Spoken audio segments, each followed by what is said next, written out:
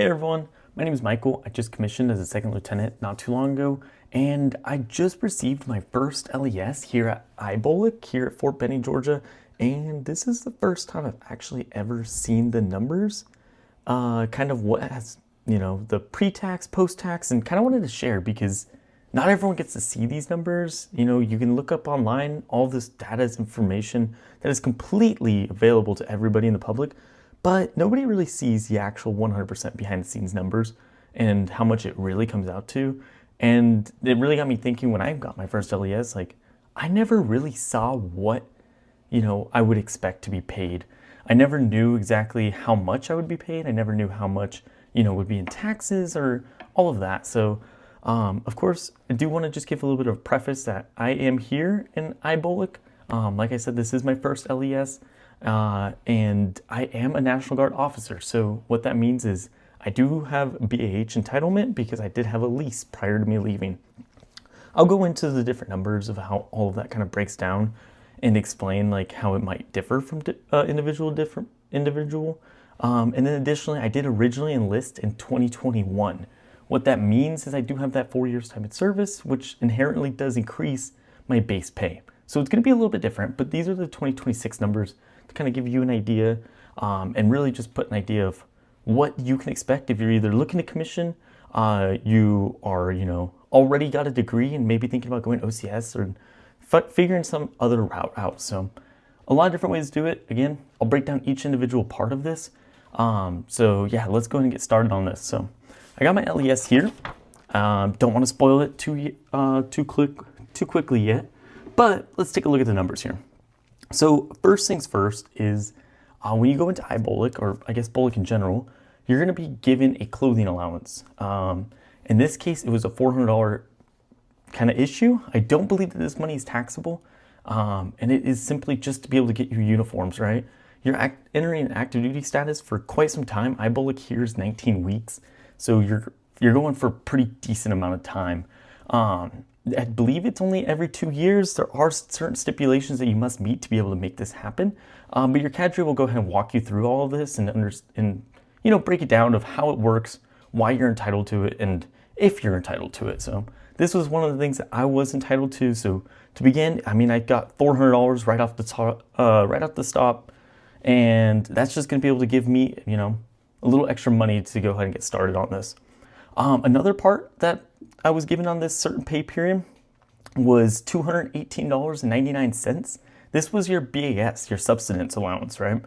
I don't know if this applies for active duty guys, but apparently it does apply for National Guard guys. If you're here at BOLIC, you're here on TDY, you're on, your active duty orders, you do get BAS.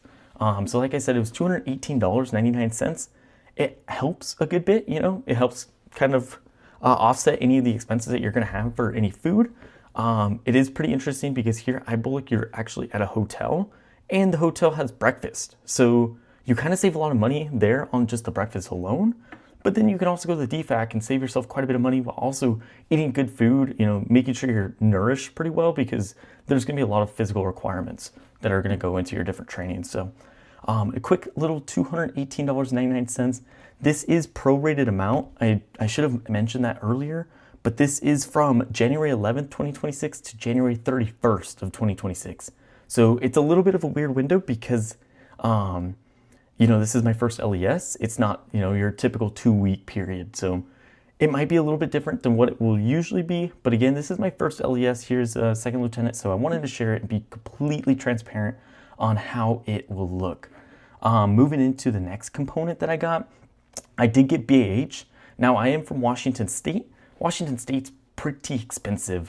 The area that I'm in is very expensive, so the BAH is a little bit higher than a typical state down here in like the South, for example. I know here in Fort Benning, I believe it's around the $1,500 to $1,600 mark, but my BAH is around $2,800 a month, and this money is tax-free. So in this case, again, because it's the prorated amount, it's not that full month amount.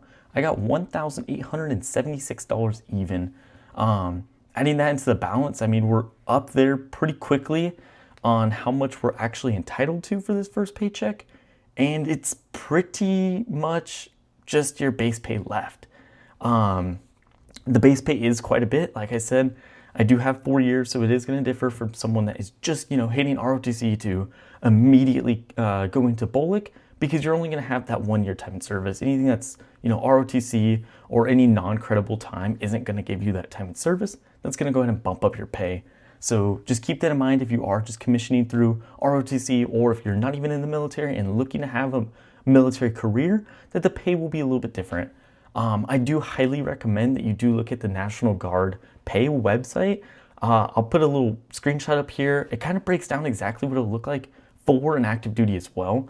A lot of people just assume that the National Guard pay website is only for National Guard, but the website actually has a really good tool to be able to calculate the exact active duty pay in a very clean, easy to follow format.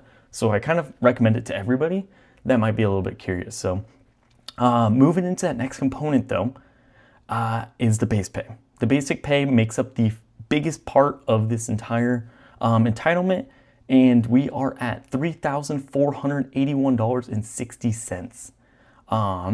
So, that's just the amount. So it's about 2/3 of the full amount that I would expect on a full month-to-month basis, because this pay period was technically a little bit longer, as it was the 11th through the 31st. So keep that in mind. Every 2 weeks, I really won't be getting $3,481.60 in base pay alone, as it is this prorated monthly amount. So pretty interesting to see it all broken down. Again, the basic pay is $3,481.60. BAS is $218.99. BAH at $1,876.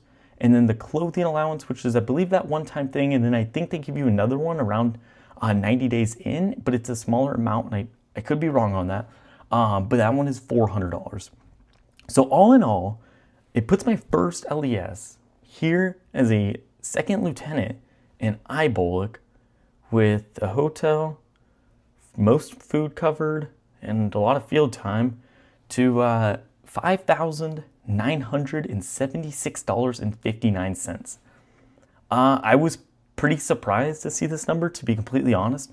I really didn't expect that much as an entitlement, especially because I still remember the exact amount that I went to basic training with and got as a 2-week paycheck as a PFC.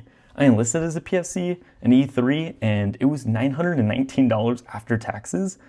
So, the difference is just, it's unbelievable. And then, like I said, this is the entitlement section, so it is the pre-tax section. But we'll go ahead and talk about the deductions really quickly. One thing I want to mention again is that I am a Washington resident, so I actually don't have a state income tax.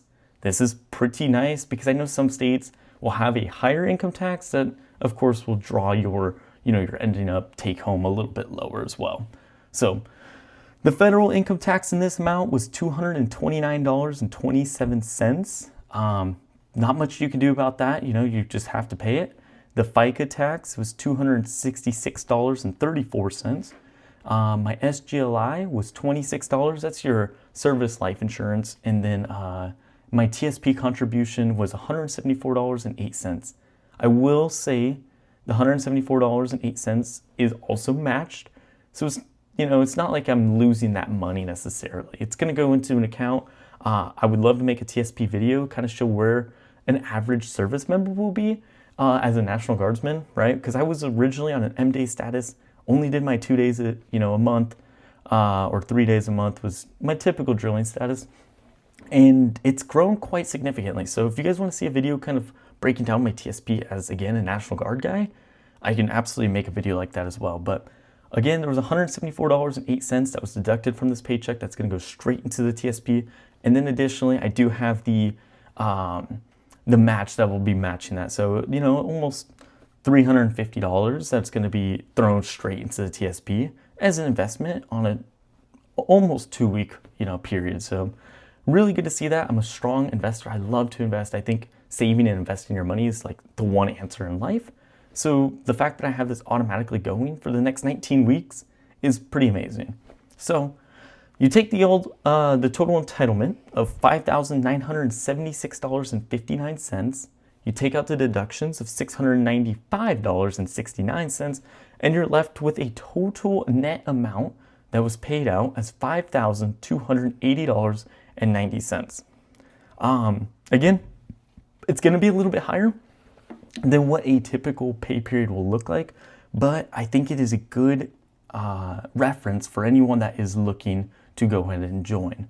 If you guys want to see a full month-to-month breakdown, I can absolutely do that. It will have to take a little bit longer to be able to get those numbers out to you, but overall, seeing an amount of $5,280.90 hit your account after 2 weeks, 2.5 weeks of really just being active duty status was, again, very surprising. So definitely interesting to see what happens next. I know there's going to be a few different components of pay coming up later, like our DTS, to include the mileage that is either on post or around post, because I am also authorized a little bit of per diem pay on that, or not per diem necessarily, but it's like 12 miles a day, and then they pay that TDY status, so like 70 cents per mile. So, and then they also are going to pay a little bit, not the full amount of the expense that I accrued during my travel from Washington State down to Georgia here at Fort Benning.